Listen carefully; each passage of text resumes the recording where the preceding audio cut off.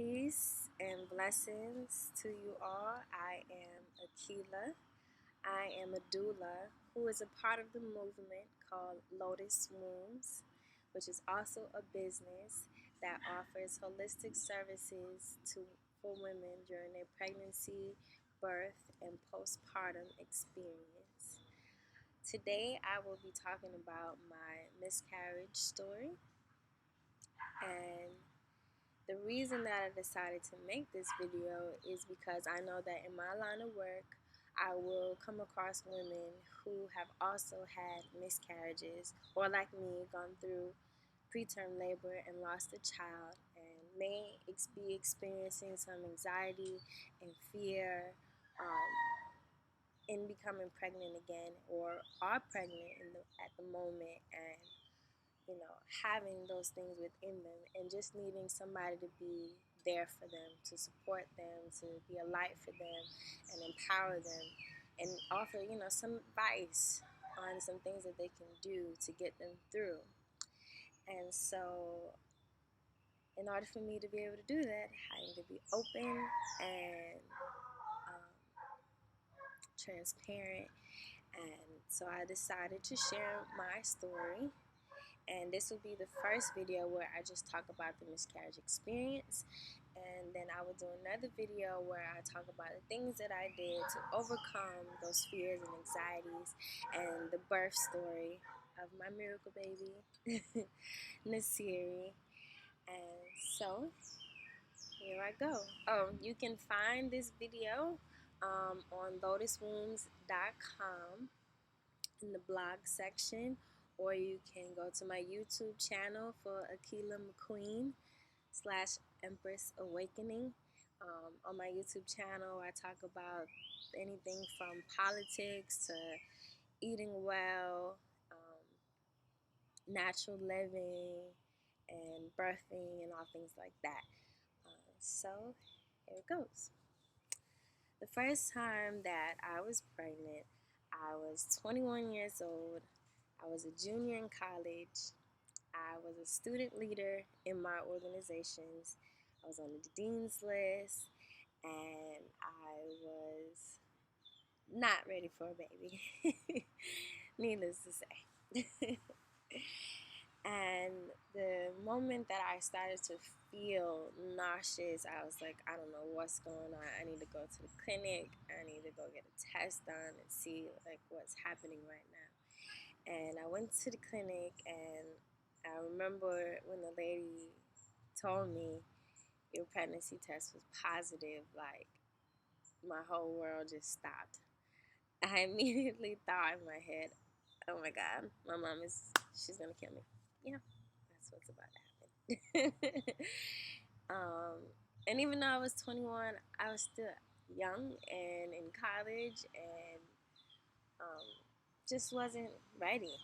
And but I always knew that if I was to get pregnant, that I would take on that responsibility. I made the choice that I wouldn't get an abortion or have an adoption. So as difficult as it was to be pregnant at that time, I already knew that I was just going to have to step it up and do what I needed to do to become a mother for this baby. In the beginning, I struggled a lot and had a lot of spouts of tears and disappointments within myself, as well as having, half and half on support from, friends and family, of some people who felt very disappointed in me, and people who wanted me to get an abortion, and I know now that those feelings that they had, some of them came from, older women that I know that love me and have also had children at a young age and had a very difficult time in their experience and just want better for you. Anytime people love you and they've experienced something, they're always going to want better for you. And so, during that time, I didn't understand that in the moment, but eventually I did. And then I had people who were, supportive from the very beginning, who talked to me throughout, who was there for me, who told me how much they loved me and helped me to figure some things out. And I was able to find a midwife and made the choice to have a natural birth, a water birth at that. And I started going to childbirth education classes and getting my little tickets for going. And when I get tickets, I can go into the baby's room and get clothes or books or things like that that I needed for the baby. And so, slowly but surely, I was becoming more and more prepared to become a mom. And I was very grateful because I was finally starting to feel happy about the pregnancy, because in the beginning, like I said, it was very tough, and many a times I thought, why now? Why? Like, I'm not ready, I'm not ready. But I found a way, and the help that I did have, the love and support that I did have, helped me also to find a way to make it work and continue on with what I was doing with my studies and continue on being a leader in my organizations. And the father of my child at that time was also not ready. And, we were dealing with our own issues in that.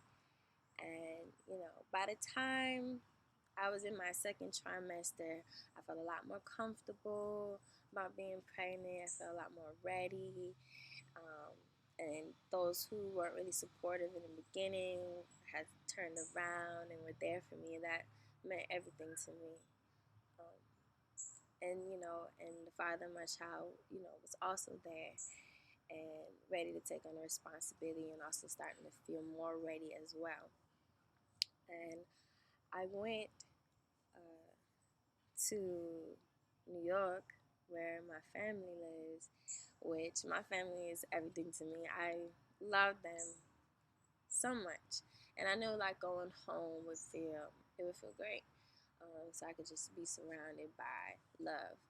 And I was at one of my closest cousins' house, and I was being pampered like any pregnant woman would want to be pampered. I was getting fed.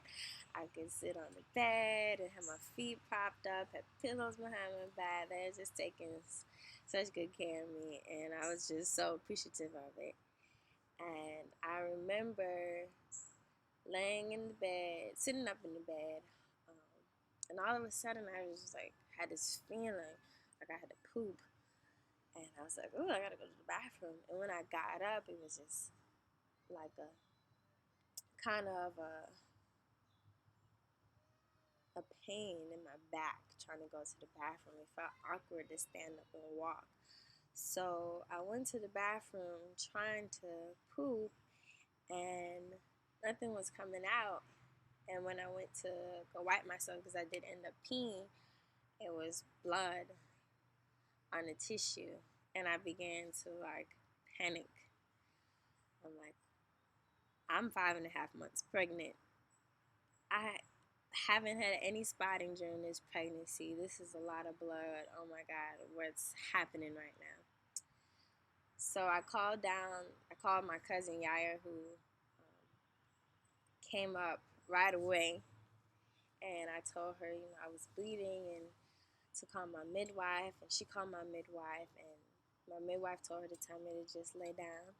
And my aunt's house is very clean, so laying on the bathroom wasn't gross or anything like that. I just laid down on the bathroom floor, and I can remember hearing my midwife on the phone, because my cousin passed me the phone, and she was just telling me to calm down, and she was breathing with me, and she helped me to have some slow, deep, steady breaths. And she let me know exactly what she felt like was going on, and that was possibly going into preterm labor, and that I needed to call um, or go to the hospital.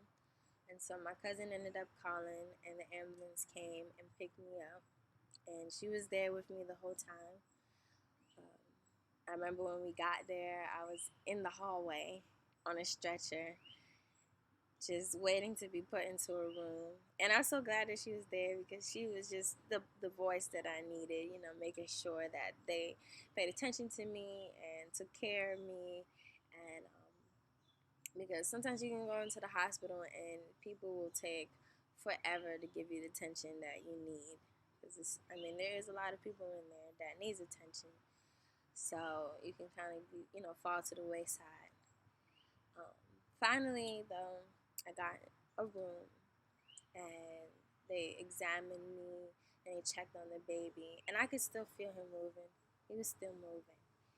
And the doctor there, she told me very nonchalantly that you were having a miscarriage. And those words just pierced through me. They just pierced through me that I just immediately started crying. And I begged her to please do anything that she possibly could to help me save my baby. And I think in that moment when she realized how much that hurt me to hear, she kind of softened up in her eyes a bit.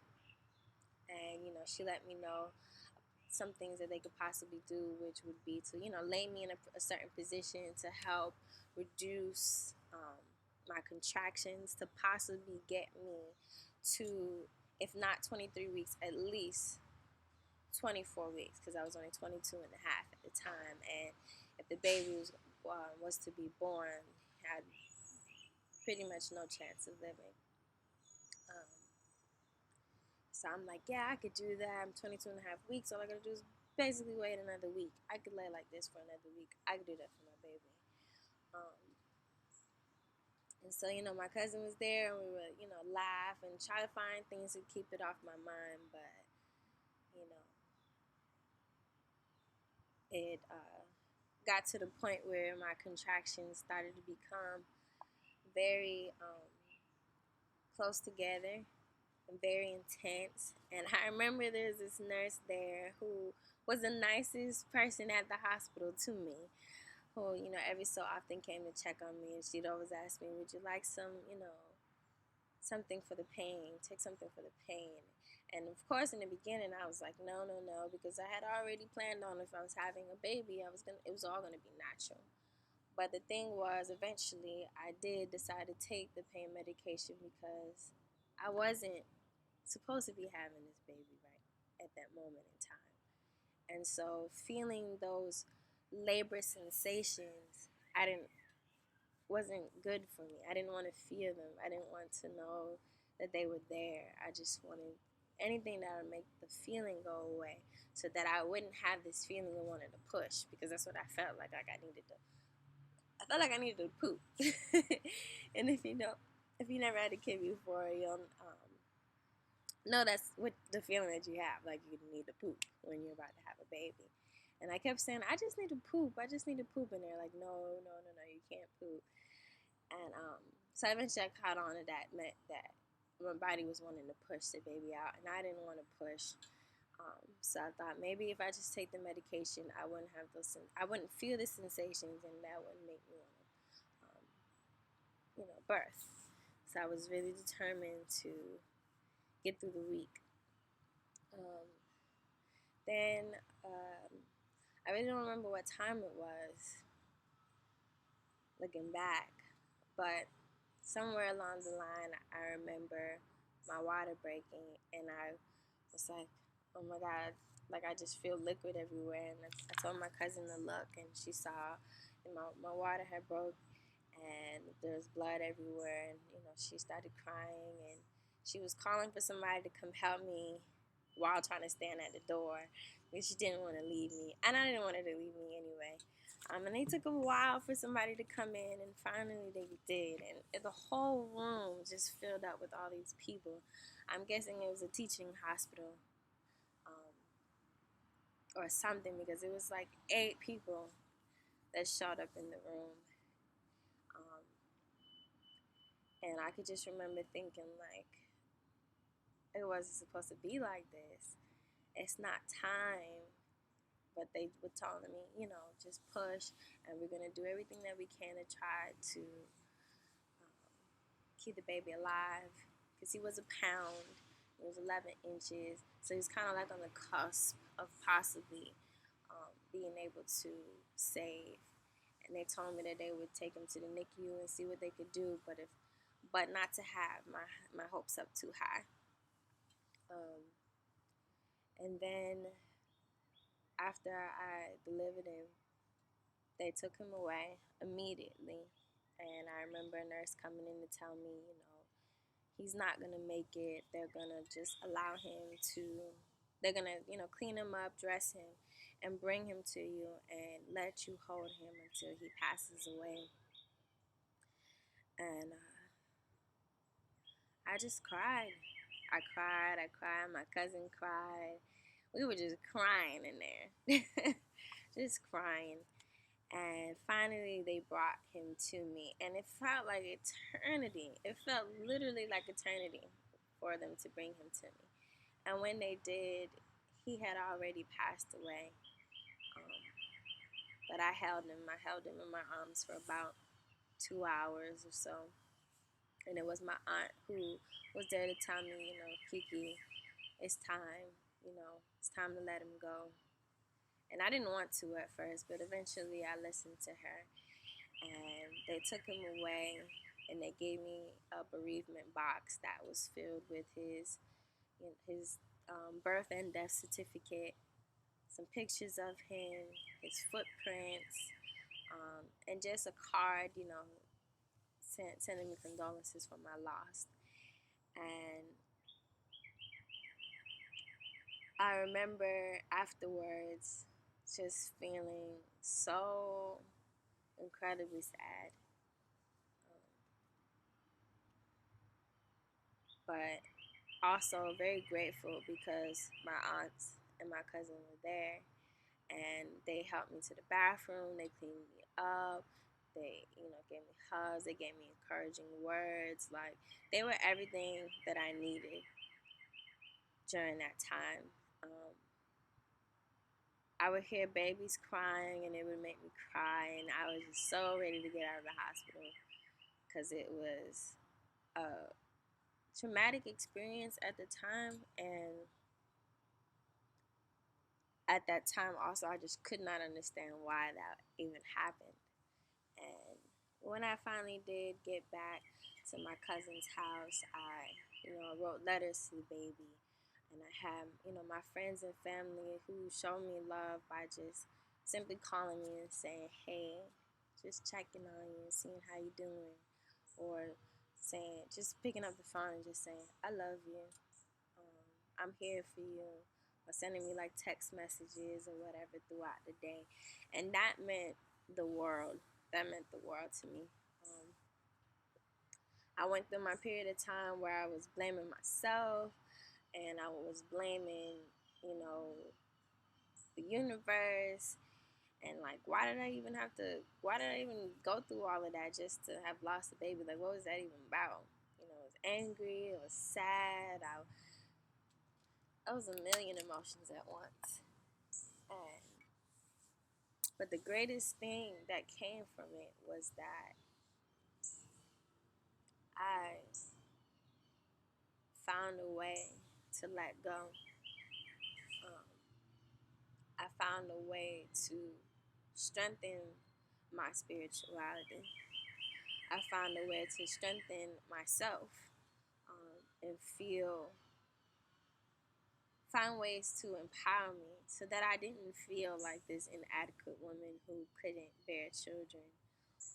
It made me a much stronger person. And as the months went on, the healing process, began, and I felt better and better about it as the months went on, and I really didn't start to feel those fears and anxieties inadequacies again until I got pregnant again. And that is what I'm going to talk about in the next video. Talk about the things that I did that helped me get through, that changed my life radically, which is a part of the reason of why I wanted to become a doula and be a support for women during their pregnancy, and be a support for any woman out there who may have lost their child, whether you lost your child at 8 weeks or 20 weeks or 30 weeks or however. As a woman, once the baby has entered your womb, it's like this connection that you start to have, and this sense of embrace that you start to have with them, a sense of this unconditional love starting to just brew up. And so when that baby is no longer there, you feel it. And it doesn't matter how many weeks it's been, you feel it.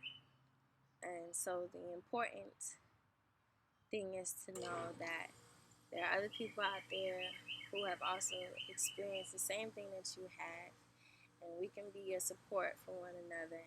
We can help each other to regain the strength of our wombs. We can help each other to regain the strength of ourselves and eradicate that fear that we may have, saying that we can't ever have a baby.